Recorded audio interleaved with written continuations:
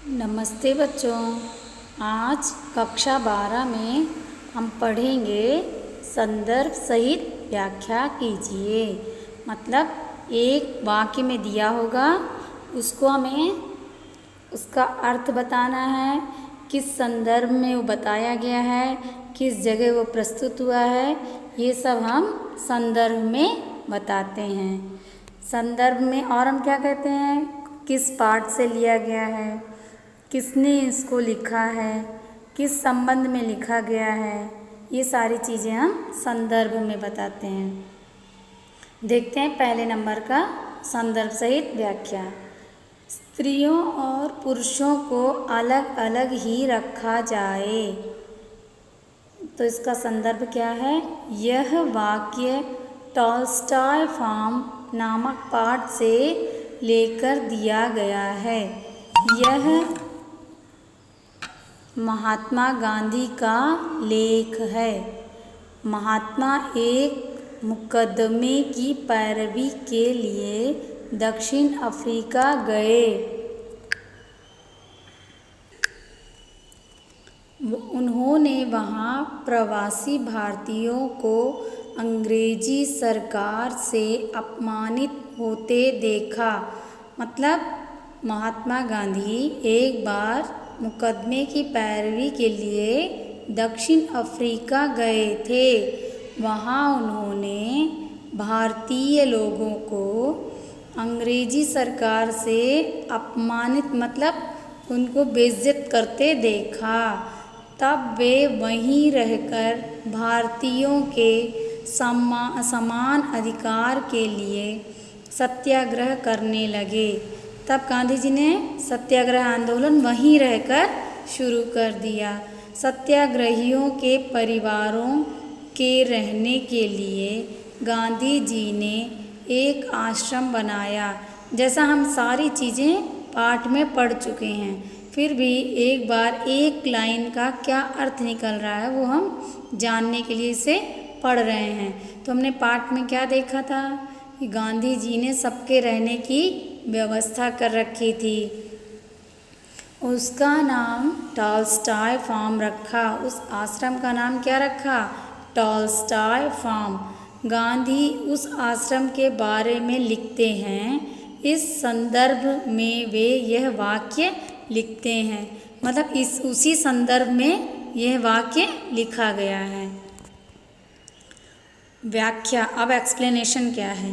गांधी जी के Tolstoy farm नामक आश्रम में रहने के लिए कई सत्याग्रहियों के परिवार आए। मतलब कई सारे लोग साथ देने के लिए आए। तब सबके साथ बैठकर गांधी जी ने आश्रम के कुछ नियम बनाए। उन सभी के साथ बैठकर सलाह मशवरा करके गांधी जी ने कुछ नियम बनाए। उनमें एक नियम था कि स्त्रियों और पुरुष को अलग अलग रखा जाएगा। मतलब अलग अलग रहेंगे। कौन? स्त्रियां और पुरुष अलग अलग रहेंगे। एक कुटुंब में स्त्रियां भी होंगी और पुरुष भी होंगे। स्त्रियां भी साथ में होंगी और पुरुष भी होंगे। फिर भी उनके रहने के लिए अलग अलग निवास बनाए गए। क्या कह रहे हैं? एक परिवार में स्त्रियां भी होंगी और पुरुष भी होंगे, लेकिन वो अलग अलग जगहों में रहेंगे। स्त्रियां और पुरुष साथ साथ रहेंगे तो पारिवारिक बातों में समय बीत जाने का डर था। मतलब स्त्री और पुरुष अगर साथ में रहेंगे तो कुछ पारिवारिक झगड़े हो सकते हैं, बातचीत हो सकती है। इनको सबको करने में क्या होगा? हमारा समय व्यतीत हो जाएगा। तब लक्ष्य की पूर्ति मुश्किल होगी। मतलब हमें क्या होगा? जो हमें लक्ष्य प्राप्त करना, जो हमारा टारगेट है, वो हम अचीव नहीं कर पाएंगे। ऐसा समझकर गांधी जी ने यह नियम बनाया होगा। ऐसा सोचकर ही गांधी जी ने क्या किया? ऐसा नियम बनाया होगा। अब देखते हैं दूसरा संदर्भ। मैं उनको यहाँ आने से रोक नहीं सकता। ये हम पाठ में पढ़ चुके हैं, फिर भी एक बार देख लेते हैं। यह संदर्भ क्या है? यह वाक्य टॉलस्टॉय फार्म नामक पाठ से दिया गया है। यह महात्मा गांधी का लेख है, जिससे इससे पहले वाले में हम पढ़ चुके हैं। तो ये स्टार्टिंग की बेसिक चीज़ें एक ही रहेंगी, पाठ एक ही रहेगा, उसका लेखक एक ही रहेगा, लेकिन क्या होगा, संदर्भ मतलब किस प्रसंग में हमको बताई जा रही है ये बात, वो बात का बस प्लेस बदल जाता है कि किस संदर्भ में वो बात कही गई थी, अब किस संदर्भ में ये दूसरी बात कही जा रही है। महात्मा एक मुकदमे की पैरवी के लिए दक्षिण अफ्रीका गए। उन्होंने वहाँ प्रवासी भारतीयों को अंग्रेजी सरकार से अपमानित होते देखा। ये सारी चीज़ें हमको उसी संदर्भ में मिल चुकी हैं पहले वाले में। तब वे वहीं रहकर भारतीयों के समान अधिकार के लिए सत्याग्रह करने लगे। सत्याग्रहियों के परिवारों के रहने के लिए गांधी जी ने एक आश्रम बनाया। उसका नाम टॉलस्टॉय फार्म रखा। गांधी उस समय के बारे में लिखते हैं। गांधी जी उस समय के बारे, उस आश्रम में उस समय क्या हुआ था, ये चीज़ें बता रहे हैं। इस संदर्भ में वे यह वाक्य लिखते हैं। अब इसकी व्याख्या देखते हैं। व्याख्या क्या कहती है? गांधी जी स्वयं शाकाहारी थे। मांसाहार में ज़्यादा पैसा खर्च होगा, इसलिए गांधी जी ने सोचा कि टॉलस्टॉय फार्म में मांसाहार को स्थान न दिया जाए तो अच्छा है। मगर फार्म में रहने के लिए ईसाई और मुसलमान भी आए। वे मांसाहारी थे, इस कारण से उनको फार्म में आने से रोकना बड़ी भूल होगा। मतलब हर धर्म के, हर जाति के लोग आकर टॉलस्टॉय फार्म यानी उस आश्रम में रह सकते थे, लेकिन सिर्फ मांसाहार न खाने के लिए उनको हम आश्रम में आने से नहीं रोक सकते, ये बहुत बड़ी भूल होगी। मगर उनको मांसाहार दिया भी नहीं जा सकता था, मतलब उनको मांसाहार नहीं दे सकते थे। इससे गांधी जी परेशान थे, फिर भी उनको फार्म में आने से रोका नहीं। मतलब ये परेशानी गांधी जी के साथ थी, लेकिन उन्होंने फार्म में आने से उनको रोका नहीं। अब देखते हैं अगला वाला नंबर तीसरी व्याख्या क्या, तीसरा संदर्भ क्या कहता है? उनके सामने मैंने मकान संबंधी असुविधा, धनाभाव और अपने व्यक्तिगत विचार, इन तीन बातों को रख दिया। क्या कह रहे हैं?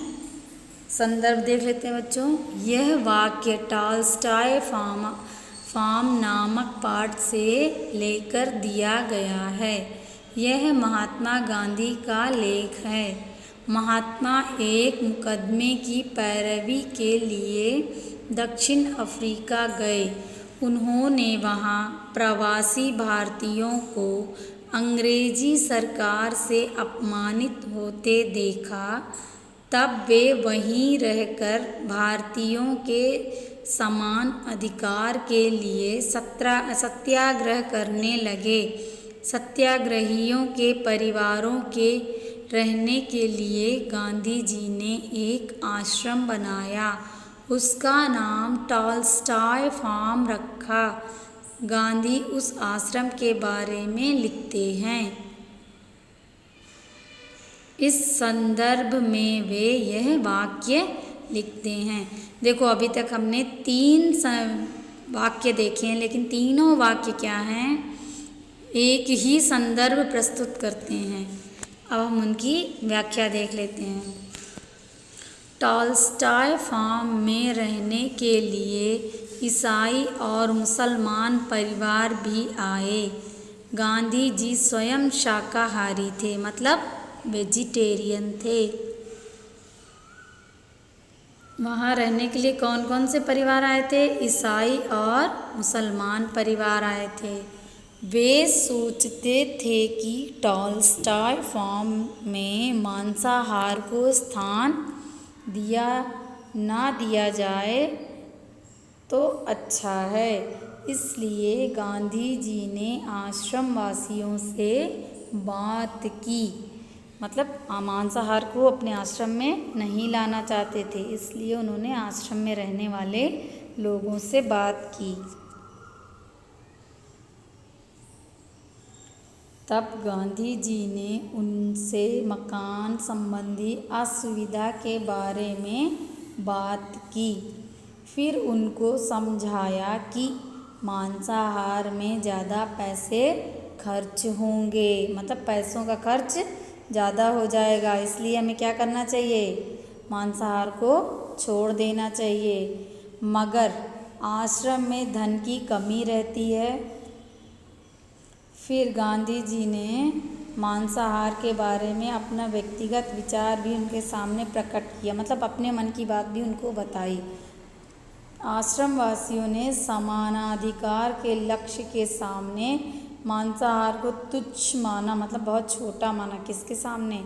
समानाधिकार, मतलब इक्वल उनको राइट्स मिलना चाहिए, इसके बेस में मांसाहार बहुत छोटी चीज़ मानी और कह दिया कि हम मांसाहार नहीं मांगेंगे, मतलब हम क्या है, मांस नहीं खाएंगे, ना हम आपसे मांगेंगे। तो बच्चों आपको इसे फिर से एक बार पढ़ना है और अपनी नोट में लिखना है इसको। इसके बाद वाले वाक्य हम अगली क्लास में पढ़ेंगे। इसको एक बार और अच्छे से ध्यान से पढ़ के नोट में लिख लीजिएगा बच्चों। ठीक है बच्चों, धन्यवाद बच्चों।